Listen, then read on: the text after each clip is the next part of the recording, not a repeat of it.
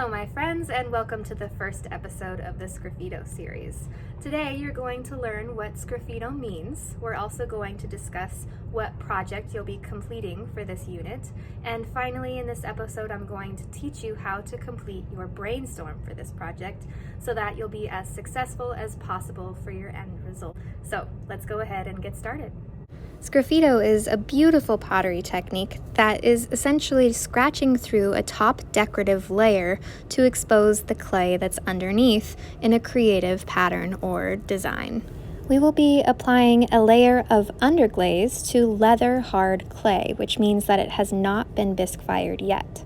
Then we'll use a small loop tool to carve away all of the areas that we want the clay to show through. This will give a beautiful design that has a lot of contrast and looks similar to a lino cut print. Your project for this Sgraffito unit is to create a slab mug that incorporates a Sgraffito design. And I'm really excited about all of the possibilities that you have for this project. You've already created a slab mug in Ceramics 1, so we're going to be using a lot of those same techniques, but the level of difficulty is going up quite a bit because we're incorporating the Sgraffito technique and all of the designs on the exterior. So we're going to do something similar to what you created in Ceramics 1, but while your mug is still leather hard, we're going to add black underglaze onto it. So it's not going to be fired yet, which means it's going to be fairly fragile. So while it's in that leather hard state, we're going to take those small loop tools and carve away all of the areas that you want the clay to show through, and we'll leave the rest black.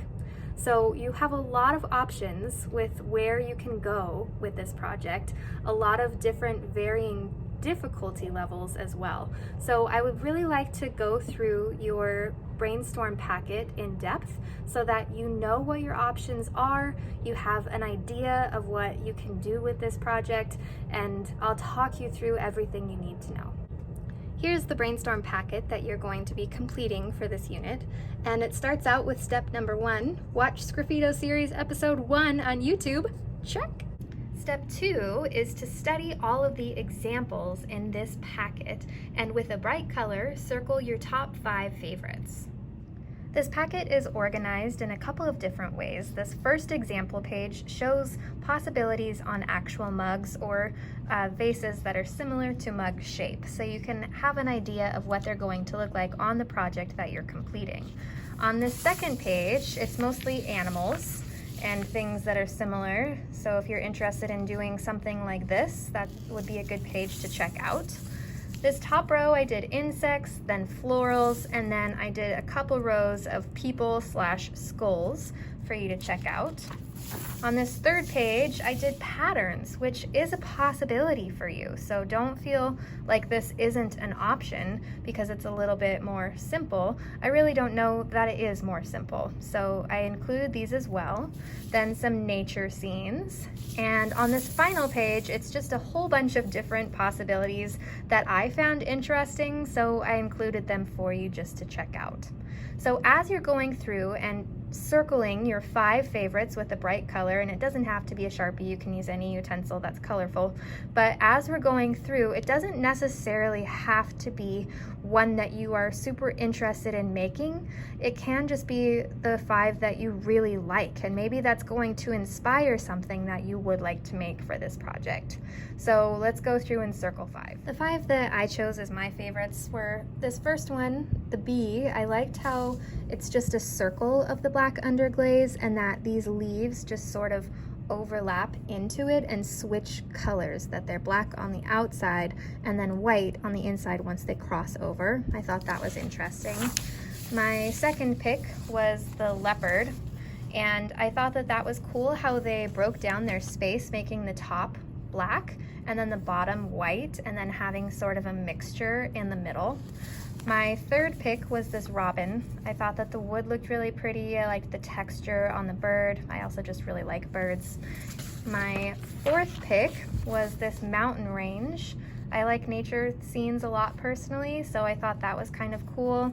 And then my fifth pick was this alien spaceship UFO. I liked that it was abducting these people, and I also liked the shape of the diamond and the way that things again kind of switched colors when it transitioned over that line. So those were the 5 that I picked. To complete step 3, I just described those 5 examples that I circled from step number 2. For step number 4, it says to list 5 more design possibilities that you're considering for this project and to describe them in depth. So this is just a chance for you to list out some other design options that you're considering for this project. So this should be a list of things you actually might do for your mug. So I've listed out 5 more possibilities for step 4, and just very briefly I listed a moth with a flower ring, a girl with an alien in her head, a red-winged blackbird and cattails, a peony design with overlapping details, and a recreation of the artwork The Scream. So those were 5 more options for me to choose from. Step number 5 says to place stars next to your 3 favorite ideas from your list of 10 possibilities above. So for me, I think that the biggest contenders would be the moth with a flower ring, probably the girl with an alien in her head, and red-winged blackbirds are my favorite. I think they're really pretty, so I might just choose those 3. Step number 6 says, use the internet to help you. Look up possible ways to create different elements of your design by typing blank lino cut print. So for example, I could type in red-winged blackbird lino cut print, or I could type in moth lino cut print, and that will give me some really good ideas and ways to block out my images. In the space below, sketch at least 5 possible ways to block out any details of your favorite 3 designs. Remember that you will be painting large sections of black glaze and carving away areas to create the white. So we're gonna just look up different options on the internet of these 3 things, and I can use the girl, so I could look up a girl lino cut print, I could look up an alien lino cut print, I could look up cattail lino cut prints, I could look up flower ring lino cut prints. And this is going to be super helpful for me just to kind of get an idea in my mind of how I can block these areas out, because typically when we're drawing something, we use outlines of things, and that's sort of the last thing that we want in this step. So we're trying to figure out ways to use large shapes rather than outlines, which is why using the internet and looking up examples of lino cut prints for these details will be really helpful. So I've just typed in moth lino cut print on my computer, and as you can see, it's showing all kinds of really great possible designs. So looking at these, what we're trying to find is something that is very solid, so something that doesn't have any actual shading. As you can see, this one, it has this solid black and then white areas that have been removed. This one would work well, although it doesn't have very much detail going on in here, but this is starting to give me an idea of some possible options for what I could do for my final draft. So as I start to find images that I like, I might take a picture on my phone, I might save it on my computer. So I really like this example, and so what I would do for the next step, for step number 6, I would go through and just sketch an image similar to this onto this area underneath step 6, so that I can show at least 5 different possible options of ways to draw some of the details from the 3 that I added stars to. One of my options was to do a person, and so I wanted to show you one cool thing that you can try if you can't find the image that you're looking for to create something. So this is something that I'll complete in Word, but you can really take your images from anywhere. So I just snagged a picture and went into Word, and then I just pasted into Word. So here's my image. Then if you double click on it in Word, you can go up to where it says color, And then down where it says recolor, you have these options, 2 possibilities of ways that you can edit this. So I like to look for the one that gives you enough detail without filling in too much. So this is probably filled in a little too much, so I'm going to select this one. And then you can go into the section that says corrections, and you can just try out a couple of different variations of that. So when I do this one, compared to this one, it gives me a little bit more detail. So I can select that and use this really easily as an option for my Sgraffito design. So this is my Walter's Word tip. So if you just copy and paste an image, go into color, where it says recolor, you'll find these 2 options of ways to change it, and then you can adjust it where it says corrections. On page number 2, it states that the rectangles at the bottom will have the same proportions as what you're using for your wall mug template. So it asks you to use a pencil to sketch out your 3 favorite possible designs for your mug. So that should be the 3 that you placed a star next to in our last step. You'll paint on the black and carve away the white. So these are a few tips to keep in mind as you're working. First, try to use shapes rather than just lines. That's going to make it much easier when you're trying to carve these faces away. Avoid using skinny black outlines. Typically when students draw things, it's just a matter of sketching the outlines first, but what you're doing here is filling in spaces so that it's carving away sections of white rather than trying to carve away everything except for those little skinny black lines. Next, make all white sections large enough to carve out. Focus on texture and detail, and make your mug interesting all the way around. So this is what my 3 examples look like, and as you can see, it's very rough and sketchy. This is just a rough draft. We don't need to go through and make these details super nice. I thought it was helpful for me just to kind of figure out where I was going to put my values, and I started with this first one, which was my moth design that I'd stated for my first star, and I stole that idea of having a circle of black behind my main idea, and I used some ideas for lino cut moths to help me figure out how to create this shape for this moth. This is the handle seam on either side, so remember that that rectangle will wrap around, and that seam where they come together is where we're going to place the handle. So we don't need to have any designs meeting up on these edges or even going off the edge here, because it's going to be covered by the handle anyway. So I decided to use 2 different designs just to have the entire length of my rectangle have a lot of interest rather than placing the moth just directly in the center. For this next one, I was sketching out the cattails and my red-winged blackbirds, and I was doing it very roughly. I wasn't trying to capture any details. I was just sort of thinking through my design for this. And I decided to have a bit of a gap before the top of my mug, and I would only fill in the black glaze up against the top of the cattails, and then I'd carve away everything else. I realized as I was drawing that it's helpful sometimes to take a white gel pen to fill in some of the details, because I wanted to fill in this bird completely black, but then trying to remember to leave patches of white was really kind of tricky, so I filled it in solid black and then just added in a couple of the details with the gel pen, which I thought was really helpful. And then for my final one, I decided to do the alien head, so there's a little alien inside of this girl's head with a border of moons just to kind of break up this space so that I could have 2 different designs on either side of my mug. And down here I've got trees with mountains and a little person being abducted into a UFO. So it would wrap around and have a different side on either side of the mugs. So what you're going to do from here is star your 2 favorites, and you can flip it over to the next page where you're working on your actual mug design. So I would like for you to start refining your details just a little bit more in these 2.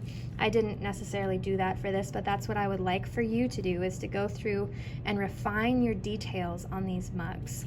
Now it gives you the option of creating 2 different mug designs. So you could take both of the ones that you start and fill those in here. Or if you know for sure which one you want to do, it says you can do the front and back of your mug design if you know what you want to do. So you could do, if I knew I was going to do the alien girl, I could just do the spaceship on one side and the alien girl's face on the other.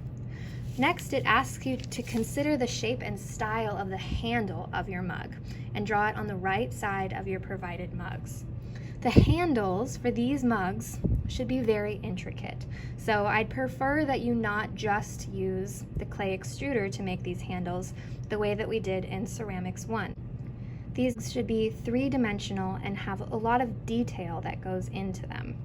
So my two options were to create a moon that had a face on this side, or the phases of the moon with a little astronaut kind of climbing up onto this mug. So those were two possibilities for my mug handles. So now go ahead and work on your three designs, just rough sketches. Feel free to use a white gel pen. Consider where you're going to have your black underglaze painted and where you're going to be removing. And then you can either do two different designs or the front and back design if you know what you'd like to do for your mugs here before you sketch out your three-dimensional handles.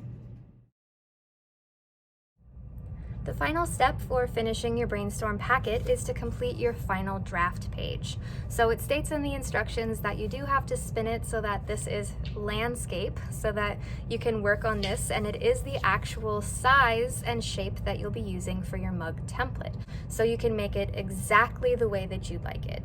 I'd recommend starting out in pencil and then outlining in Sharpie once you've gotten my approvals. So what I'm looking for is that you have the entire length of your design filling in with details and you don't have like a one section that's really empty and boring. But I'm also looking to see that the sections of white are large enough for you to actually carve away. So that's something you need to consider as you're working.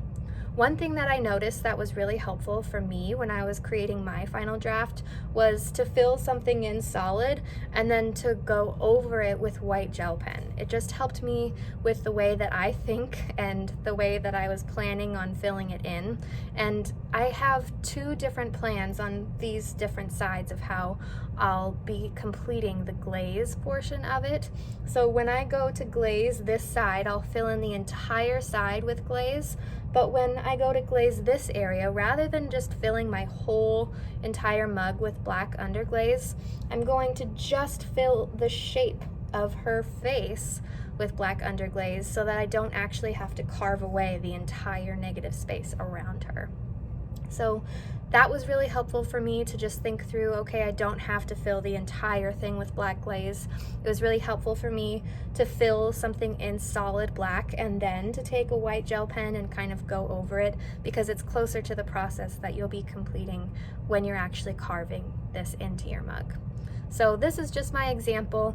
You can have more details or fewer details, but as long as you've got the entire length filled with something going on rather than just like leaving solid sections blank, we can discuss your options when you come and get my approval. So this is what you're doing for your final step of your brainstorm. Thank you so much for taking the time to watch this episode. I hope that you are really excited to start your Sgraffito project and that you are coming up with all kinds of great ideas. Don't forget that I am an excellent resource for you in class and I would love to help you through this process, especially since it can be a little bit tricky to get the hang of figuring out where to add the white versus black. So come and talk to me, ask me questions, and don't be afraid to look things up online. However, if you are working off of an image that you found on the internet, make sure that you're adding enough changes to make it your own rather than copying something directly. So just wanted to give you a reminder that we should be creating original creative work. So that's all I've got. Thank you so much for watching. Thank you so much for watching. Whoa, there's a spider! Oh my god, now I feel like I have one on my head. Oh. That's what dropped down. Oh. My face! I need to calm down a little. That just like really startled me. Ooh. Did you video that? Oh no, it's still